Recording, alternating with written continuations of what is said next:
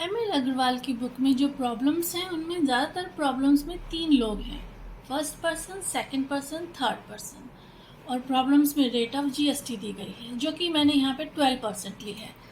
अगर हमें rate of CGST या रेट ऑफ एसजीएसटी कैलकुलेट करनी होगी तो जो भी रेट ऑफ जीएसटी है उसका हाफ कर देंगे, यानी 12% है तो 6% हो गई, 20% है तो 10% हो गई। तो पहला पर्सन या तो होलसेलर होगा या मैन्युफैक्चरर होगा, सेकंड पर्सन जो है वो या तो शॉपकीपर होगा या डीलर होगा या रिटेलर होगा, थर्ड पर्सन कंज्यूमर होगा। अब मान लिया फर्स्ट पर्सन जैसे कि होलसेलर ने कोई चीज़ ₹X में शॉपकीपर को बेची, फिर वही चीज़ शॉपकीपर ने ₹Y में कंज्यूमर को बेची, तो ₹X पे जो टैक्स कैलकुलेट होगा इस रेट ऑफ जीएसटी से वो हमारा इनपुट जीएसटी होगा। ये हमारा इनपुट जीएसटी है। और ₹Y पे इस जीएसटी रेट से जो टैक्स कैलकुलेट होगा वो हमारा आउटपुट जीएसटी होगा।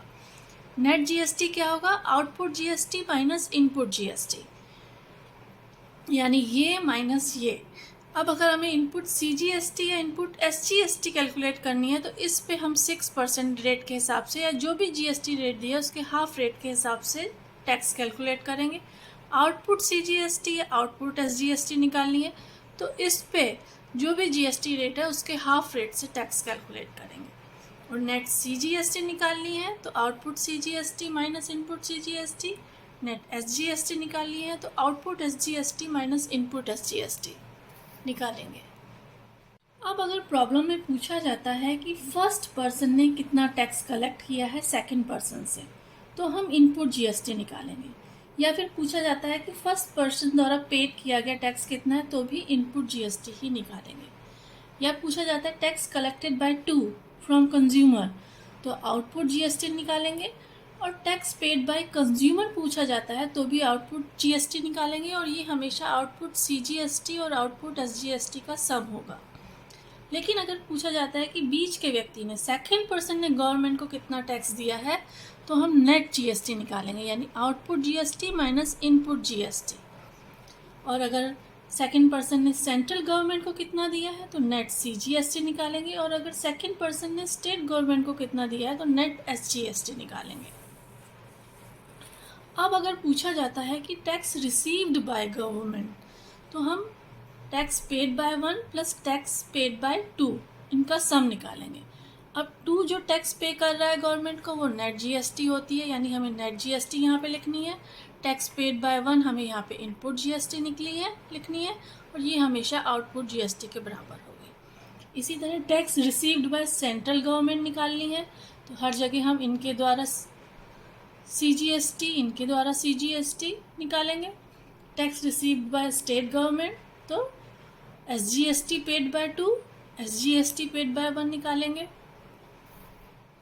अब हम एक प्रॉब्लम ले लेते हैं। इस प्रॉब्लम में हमें दिया गया है कि एक रिटेलर है जो परचेज कर रहा है एक फ़ैन 1500 रुपीज़ में होलसेलर से, और फिर इसे 10% प्रॉफिट के साथ बेच रहा है कंज्यूमर को। तो यहाँ भी 3 लोग हैं, होलसेलर, रिटेलर, कंज्यूमर। तो होलसेलर ने रिटेलर को कितने में दिया? 1500 में, ₹1500 में। तो यहाँ पे हमारा एक्स क्या है? 1500। अब 1500 पे 10% प्रॉफिट कितना होगा? 150। अब इतना प्रॉफिट इसमें जोड़ के रिटेलर कंज्यूमर को दे रहा है, तो कंज्यूमर कितने में खरीद रहा है? 1500 plus 150 is equal to 1650 rupees में। तो ये हमारा हो गया y। तो होलसेलर ने रिटेलर को 1500 में दिया, रिटेलर ने कंज्यूमर को 1650 रुपीज़ में दिया। तो इनपुट जीएसटी कैलकुलेट करने के लिए हम इस पे टैक्स कैलकुलेट करेंगे। रेट ऑफ जीएसटी 12% है, तो इनपुट जीएसटी हमारी होगी 1500 इंटू 12%, यानी 180। और आउटपुट जीएसटी कितनी होगी? आउटपुट जीएसटी कैलकुलेट करने के लिए हम इस पे टैक्स कैलकुलेट करेंगे जीएसटी रेट से। तो ये हमारी हो जाएगी 1500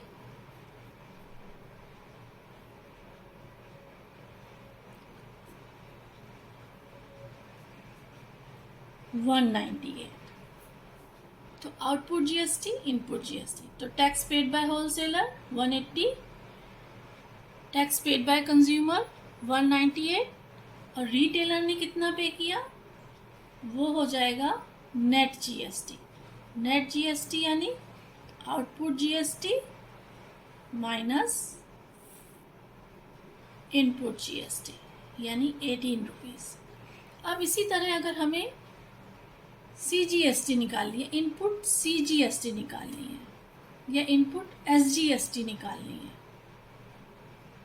तो हम इसी पे 1500 पे 6% के हिसाब से, यानी जो भी जीएसटी का रेट दिया है उसके हाफ रेट से टैक्स कैलकुलेट कर लेंगे। आउटपुट जीएसटी सीजीएसटी निकालनी है,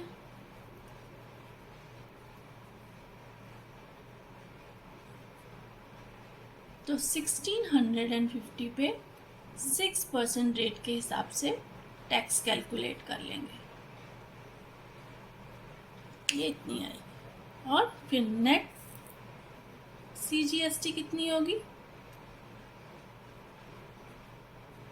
99 माइनस 90 यानी 9 रुपीज़, और यही हमारी नेट एसजीएसटी भी होगी।